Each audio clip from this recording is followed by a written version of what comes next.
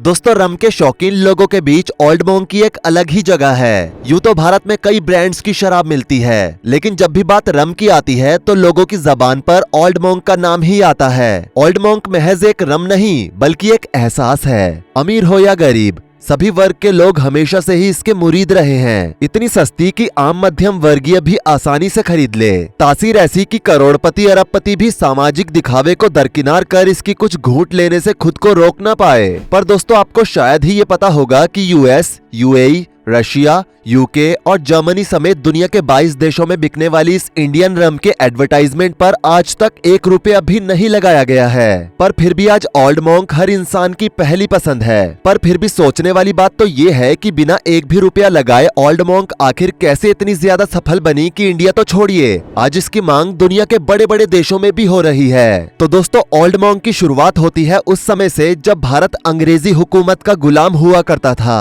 उस समय साल 1855 में colonel Reginald Edward Harry Dyer के पिता एडवर्ड अब्राहम डायर अपनी ब्रिटिश फौज को सस्ती और अच्छी बियर सप्लाई करने के उद्देश्य से हिमाचल प्रदेश के सोलन जिले के कसोली में डायर मेकिन ब्रूरीज को स्थापित किया था। अगर आप एडवर्ड अब्राहम डायर को भूल रहे हैं तो आपको याद दिला दें कि ये वही महाशय थे जिसने 14 अप्रैल 1919 को जलियांवाला बाग में गोलियां चलवाने का आदेश दिया था।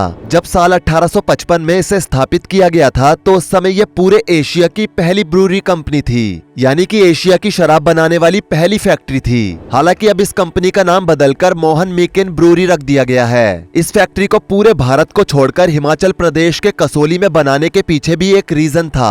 दरअसल दोस्तों, कसोली हिमाचल प्रदेश के सबसे खूबसूरत हिल स्टेशंस में से एक है। यहाँ पर कई बड़े बड़े पहाड़ मौजूद हैं जिनमें पानी आता रहता है और वह पानी नेचुरल होता है। और दूसरी बात यह थी कि कसोली का क्लाइमेट लंदन के क्लाइमेट से मेल खाता था और यहाँ मुख्य रूप से स्थित करोल पर्वत से निकलने वाले पानी से उस दौर में शराब बनाने की शुरुआत की गई थी। हालांकि दोस्तों, जिस नाम से आज आप ओल्ड मोंक को देखते हो वो उस समय अलग हुआ करता था। जब इस फैक्ट्री में सबसे पहले बियर बनाई गई तो इसका नाम रखा गया लायन। जब इस फैक्ट्री में पहली शराब बनी तो इसका स्वाद सभी ने चखा। ब्रिटिश सैनिकों से लेकर ऑफिसर्स तक ने सभी ने इसका स्वाद चखा और इसका स्वाद चखने के बाद सभी इसके मुरीद हो चुके थे। और ये सिलसिला लगातार यूं ही लगभग 92 सालों तक चला। उस समय तक इसकी बिक्री पूरे भारत में होने लगी थी, लेकिन कुछ बड़े ऑफिसर्स अपने प्रियजनों के लिए इसे लंदन तक एक्सपोर्ट भी करते थे।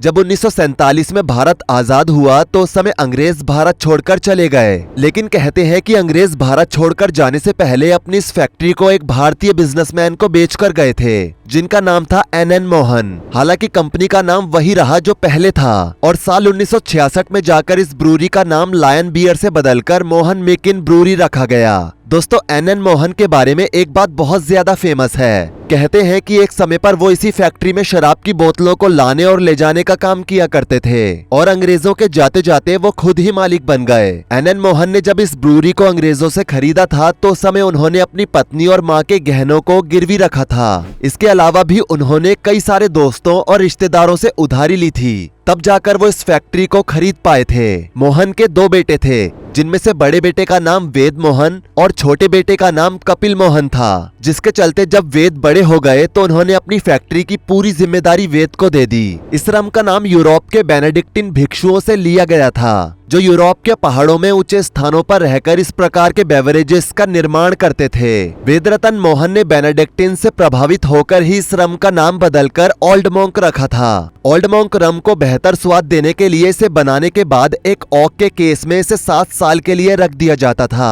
साल 1973 में वेदरतन मोहन का निधन हो गया और उनके बाद उनके भाई कपिल मोहन ने इस शराब की भट्टी का कार्यभार संभाला और ओल्ड मोंक के इतिहास में सुनहरे दौर का निरीक्षण किया। दोस्तों, आपको बता दें कि वेद मोहन 2 बार लखनऊ के मेयर रहे और राज्यसभा के सदस्य के रूप में कार्य किया।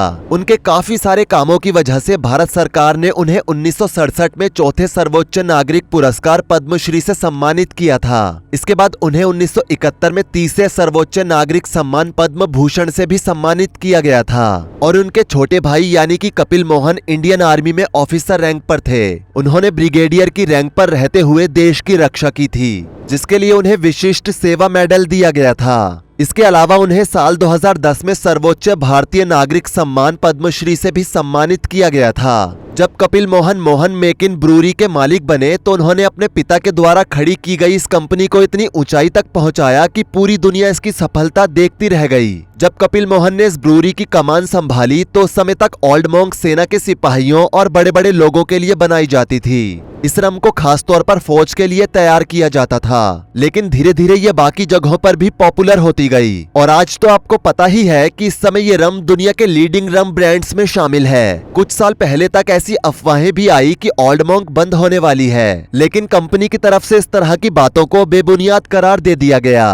दोस्तों, ब्रिगेडियर कपिल मोहन की मृत्यु साल 2018 में हो गई थी, लेकिन उस समय तक उन्हें देश में लीकर किंग विजय माल्या से भी ज्यादा बड़ा दर्जा हासिल था। लेकिन दोस्तों, एक बात आपके जहन में आ रही होगी कि जब अंग्रेजों ने ये फैक्ट्री बियर बनाने के लिए स्टैब्लिश की थी तो यहाँ पर रम बनाना कैसे शुरू हुई। तो आपको बता दें कि इसके बारे में 3 तरह की बातें कही जाती हैं। पहली बात ये कि ओल्ड मोंक को 1960 में लॉन्च किया गया था, लेकिन साल 1973 में वेद मोहन के निधन के बाद जब कपिल मोहन ने कंपनी संभाली तो इसे नई पहचान मिली। दूसरी बात ये कि कपिल मोहन के बड़े भाई 1950 के दशक में यूरोप के टूर पर गए थे, जहां पर उन्हें बेनेडिक्टिन मॉन्क्स मिले। कहा जाता है कि उन्हीं से प्रेरणा लेकर उन्होंने इस रम को बनाया था और मॉन्क से मिले इंस्पिरेशन की वजह से ही उन्होंने इसका नाम ओल्ड मोंक रखा था। और तीसरी बात ये कि डायर मेकिन ब्रूरी में अंग्रेजों के द्वारा ही साल 1935 में यहाँ पर पहली बार रम बनाई गई थी, लेकिन उस समय इसका नाम अंग्रेजों ने अपने नाम पर ही रखा था। उस समय इस रम का नाम डायर मेकिन XXX रम था और बाद में अपने यूरोप ट्रिप पर भिक्षुओं से प्रेरणा मिलने के बाद वेद मोहन ने इसका नाम बदलकर ओल्ड मोंक रख दिया। दोस्तों, जैसा कि अभी हमने आपको बताया कि शुरुआत में इसे खास तौर पर सैनिकों और बड़े बड़े लोगों के लिए बनाया जाता था, लेकिन जब कपिल मोहन इस कंपनी के मालिक बने तो उन्होंने इस रम को अन्य लोगों तक पहुंचाने के बारे में सोचा, लेकिन बिना एडवर्टाइजमेंट के। इसके लिए उन्होंने सिर्फ एक काम किया। उस समय जितने भी अंग्रेजी ठेके होते थे उनमें वो दुकानों में सामने की ही तरफ ओल्ड मोंक की बोतलें रखवाते थे, ताकि दुकान में आने वाले लोगों की नजर सबसे पहले उस बोतल पर ही पड़े। अपने अनोखे बिजनेस मॉडल और बेजोड़ डिस्ट्रीब्यूशन के दम पर कपिल ने अपनी कंपनी को न सिर्फ नई ऊंचाइयों तक पहुंचाया, बल्कि ओल्ड मोंक नाम के इस बेजोड़ ब्रांड को विदेशों तक भी पहुंचाया। और आज ओल्ड मोंक को UAE, Qatar, USA, Russia, UK, Germany और जापान समेत दुनिया के 22 अलग अलग देशों में बेचा जाता है। एक सर्वे के अनुसार हर साल ओल्ड मोंक की करीब 80 लाख बॉटल्स बेची जाती हैं, वो भी बिना एक भी पैसे की एडवर्टाइजमेंट के। ओल्ड मोंक आज हर हिंदुस्तानी के दिल के इतने करीब है कि हर एज में मौजूद इसके फैंस इसे प्यार से बड़ा साधु भी कहते हैं। चाहे नौयुवा हो या फिर अधेड़ या फिर बूढ़े, किसी के सामने भी बस आप ओल्ड मोंक का नाम ही ले दो तो उसकी आंखों में जो चमक आपको देखने को मिलेगी वो आपको कहीं और देखने को नहीं मिलेगी। साल 1954 से लेकर आज तक ये वैसी की वैसी ही है। अगर लोगों से पूछा जाता है कि आपको इसमें क्या पसंद है तो वो कहते हैं कि इसमें मौजूद वनीला, किशमिश और दूसरे मसालों का फ्लेवर कुछ ऐसा है कि ये आज भी किसी अधेड़ शराबी प्रेमी को नॉस्टैल्जिक कर देता है। इसका एक घूंट किसी को भी उसके कॉलेज लाइफ, हॉस्टल की चकलस, सेना में ज्वाइनिंग, पहली नौकरी का जश्न, जवान होने का एहसास और पहली बार छिपकर शराब पीने जैसी यादों से सीधे कनेक्ट कर देता है। और ऐसा ही कुछ विदेशी लोगों का भी कहना है। वैसे आपका क्या कहना है ओल्ड मोंक के बारे में कमेंट सेक्शन में आप बता सकते हैं। जाने से पहले शराब के शौकीनों में इस वीडियो को शेयर करना ना भूलें। अंत में लाइक कर दें और ऐसी ही और वीडियोस के लिए इस चैनल को सब्सक्राइब करके साथ में बेल नोटिफिकेशन को भी ऑल पर सेट कर लें। धन्यवाद।